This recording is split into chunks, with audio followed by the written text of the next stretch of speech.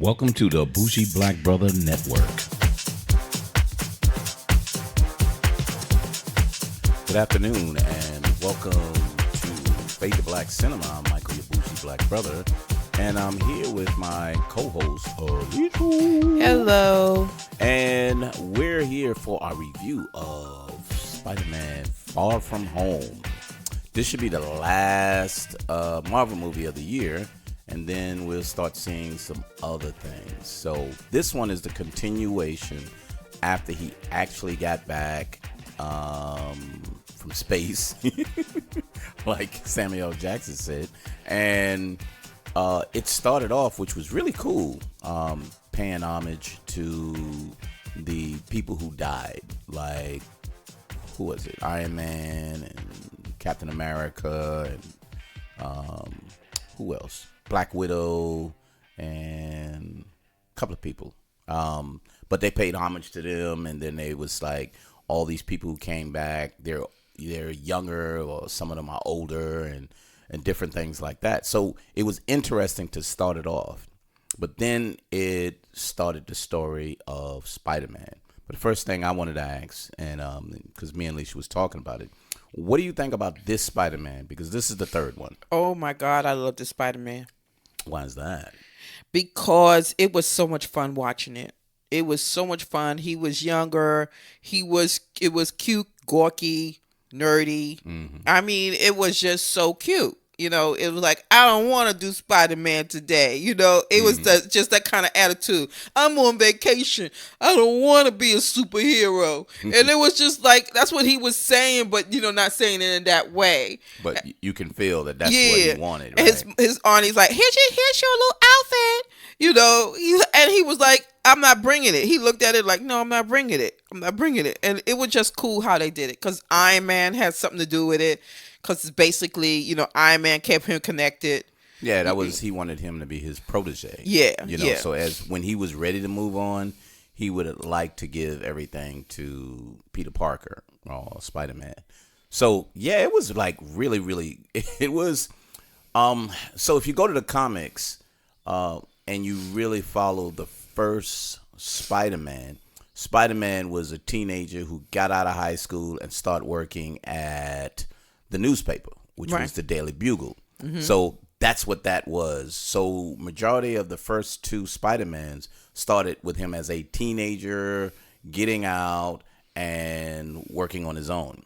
So this one is a little different, because this is where the Ultimate Spider-Man, which is another different series, showed him as a really high schooler, really just becoming a teenager into an adult.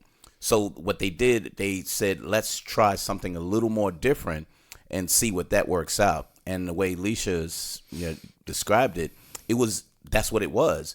It was a little geeky kid who happens to be a superhero, but he thought he can take time off and be like, well, I'm just not being a superhero this time. I can take some time off, and then I'll come back and I'll be a superhero. That's not the way superheroes work. But he didn't realize that. But it was a really good story on top of just the superhero genre, which was like really, really interesting. And his partner or his support from Marvel was Nick Fury. So Samuel Jackson was like the supplemental person within the story to kind of support him out. Yeah, Samuel Jackson was damn crazy in there. Yeah, it was so funny. Yeah. He was so funny. He's like, man, don't be ghosting me. You gonna ghost me, man? And he seen Nick. He would see Nick calling him, or he saw the number calling him, and he asked the guy who was Iron Man kind of chauffeur. Yeah, Happy Hogan. His assistant. Happy Hogan, and he was like, he said, they've been calling you. I ain't answering that call. I'm not. Like, you gotta answer him. He's like, why? Because he's gonna call me. And it was so cute. It was like, and I love the fact that he was a teenager. Mm-hmm. He acted like a teenager. Everything teenagers do, they do. You know, they don't answer their phone. You know, they're on social media. You know, they on social media. They they want to talk to somebody, but they think things is a certain way, but then they kind of like, I like her, but I don't want to talk to her. How do you talk to somebody like that? And it was like really, really cool. And if you would have just had that as a kid's movie, it would have still been okay. But this just happened to be a superhero movie on top of that, which made it like way interesting because the plot lines kind of overlapped on each other. But the main premise was, Peter Parker not wanting to be Spider-Man just for a little while. Could I just not be Spider-Man for a little while? Mm-hmm, and Nick Fury was like, no, you can't. Yeah, he should tell him. And he was like, I don't get it. So that whole dynamic of the movie was really good.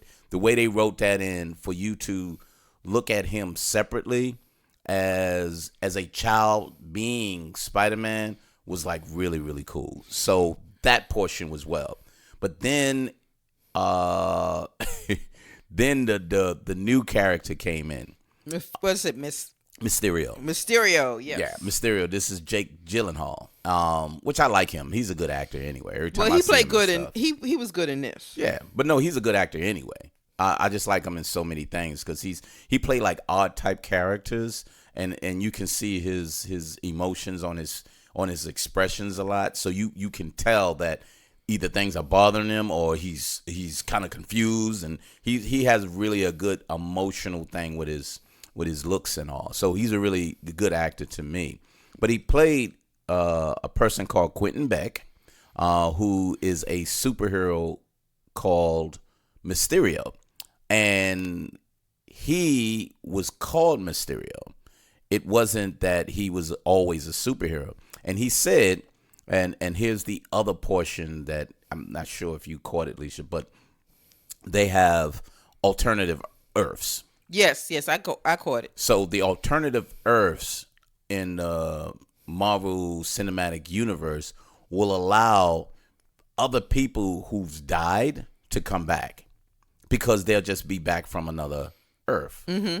And this Earth may not have the X-Men, but the other Earth has. So if you blend them all together, it's not like they were always there, which makes it really, really interesting because then you're saying, wait a minute, the X-Men have always been there? Well, how are you going to be able to say now the X-Men and Avengers together? No, they're from an alternate Earth, but now they're on this Earth, and now they got to work together to do certain things.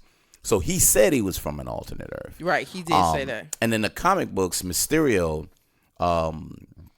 is that same guy. He's the master of illusions, and he does so many different things. But he's a scientist, and he's really freaking smart. But that's why I don't like in the Marvel Universe too. They kill off the villains too much. Where in the comic books, they don't kill them off. They defeat them and they go away.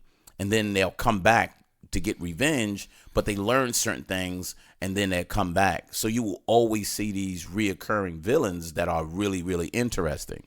So in this case, spoiler alert, he allegedly dies at the end.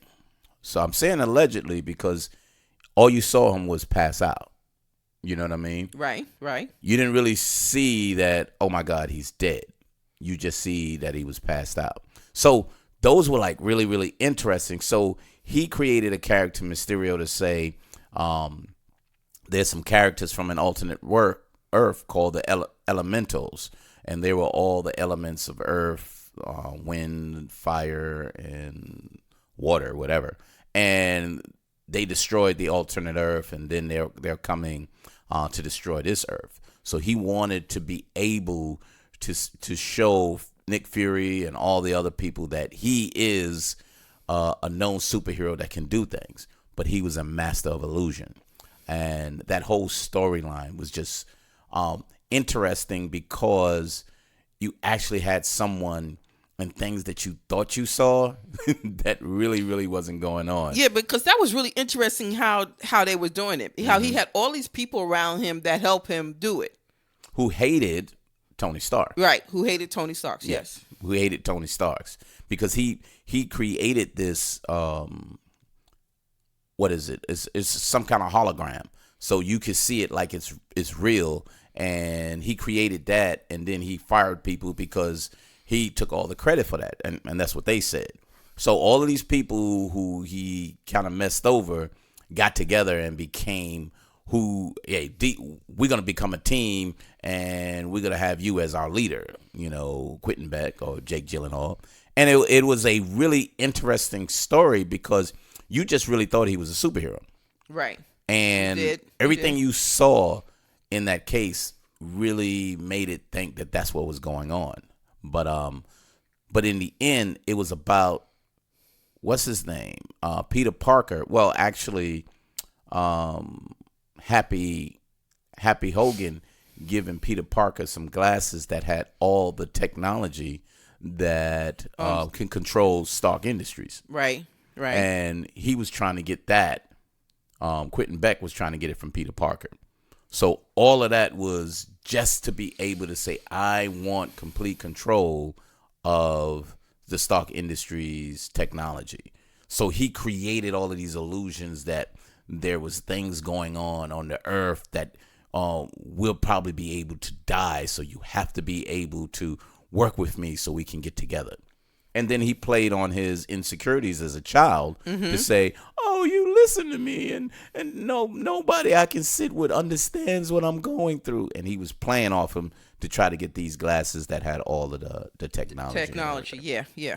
So, but really, really good. It was really good. There's portions in there that he finally got his girlfriend, and she already knew he was Spider-Man, and his best friend was supposed to be going out trying to find women, but one little girl, he kind of fell in love with her, and so you see all these little things with the children, like Leisha said. Yeah, the teenagers were awesome. They were so cute. And it was enjoyable to see. It wasn't like, oh, come on, are you kidding me? It was enough play on the Marvel Universe and the children aspect that it was a really good balance all the way through. So it kept it interesting all the way through. And the biggest thing that I took away from it was what a big change from the two previous Spider-Mans that made it like once they became adults, they became like responsible and things were darker and all of that. But in this case, this is a child really just saying, I'm just trying to help. Why do I have to be a hero?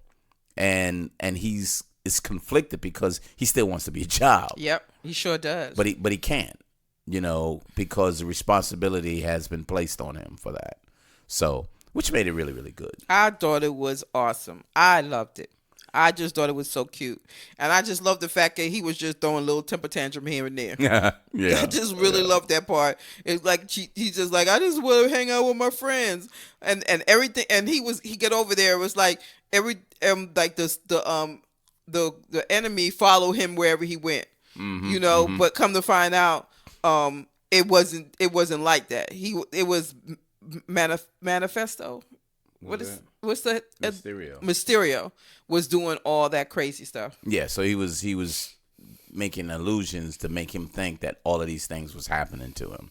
And it was so cool because it made it, as we're looking at it, you didn't know what was true and what wasn't. So every time you saw something, you'd be like, oh, okay.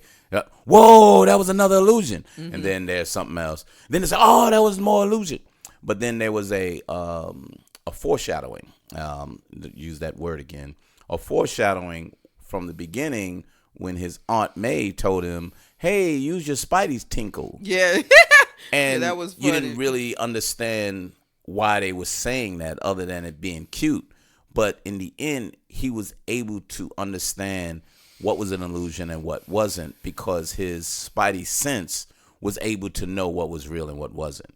And he was able to use that to react to what wasn't and what was, which was like really cool because if you paid attention, you saw it coming that he would have had to use it. You just didn't know when he was going to use it. So really good writing on this. Really good writing and really good directing. Special effects was really good on here too. It was very, very good. Yeah, it was. I didn't see too many. There wasn't no obvious flaws, put it that way. You see some things that was a little exaggerated, but nothing that would say, oh man, that was pretty lame. You see what they did on that? Right. Oh, right. wow, that didn't look real. I mean, it's supposed to look real, but you want it to be as real as possible. But anyway, What you give? What you give? so I really like this. I really thought this was such a good, because I didn't expect this to be that good. I mean, after Endgame and all of that happened from that, I expected this to be something totally different, away from just the normal Marvel Universe stuff. So I have this as an 8.75. Really? Yeah. I got 10. Yeah, you give 10s for everything. No, I don't. You know I don't. Yeah, pretty much, though. No, I don't. I love this one. I enjoyed this one. Out of all the other Spider-Mans, this is the best one. Oh, no. So, yeah. So, I can say I can kind of agree with you. The only other Spider-Man that I really, really liked was the second edition Spider-Man with, I forgot the guy who played that. But when they rebooted it back and he was in, I thought he did that was the first one was good. Then the second one was just awful. It was just awful. And it ruined the whole series from that. That's why they didn't really start doing anymore. Mm-hmm. That's why they kind of tabled it and said, you know what, this isn't working either. I don't know what we're going to do next. So once they said, well, you can use them so we can make some kind of money. And when they used them, it was kind of like, wow, we actually can make some money off of this. Yeah, because they made the Spider-Man in the with the other Marvel movies. Yeah, with the Avengers. Yeah, made him so much better. He was funny and everybody thought he was cute. And I guess they got a great response from that. Yeah, so they wanted to try it out. Because Sony didn't want to deal with Disney. But they knew the Marvel was, hey, what we going to do? Do we hold on to Spider-Man? Do we do something like that? Or do we wait until the license is over? And they was like, well, let's just blend some stuff together to see what it looks like. And once they wrote in Spider-Man, they knew that that's what they should be doing. They realized when Disney wrote in Spider-Man, they should keep under the same thing. And it kind of worked out. And now he can go back and forth between whichever, I guess, universe or studio. So it just made it really interesting. Right. Really, really interesting. But anywho, love this one. Really, really good movie. Must see. Waiting for it to see it again. This isn't one of them that I go back to the theater. Anything that's like 9 and above, I'll go back to the theater. Like John Wick, if I had an opportunity, I'll go back to the theater to see that. Endgame, I would, but it was like 3 hours. So that's a real long movie to go back to see. So no, I'm not going back to see that. But this one was really good, and I look forward to seeing it again because I just thought it was a really, really good movie. And they did a really good job with it. And I was really overwhelmed because I didn't expect it to be this good either. But anywho, anything else, baby? No, darling. Thank you very much. It's Fade to Black Cinema. Fade to Black Cinema. See us on every podcast downloads.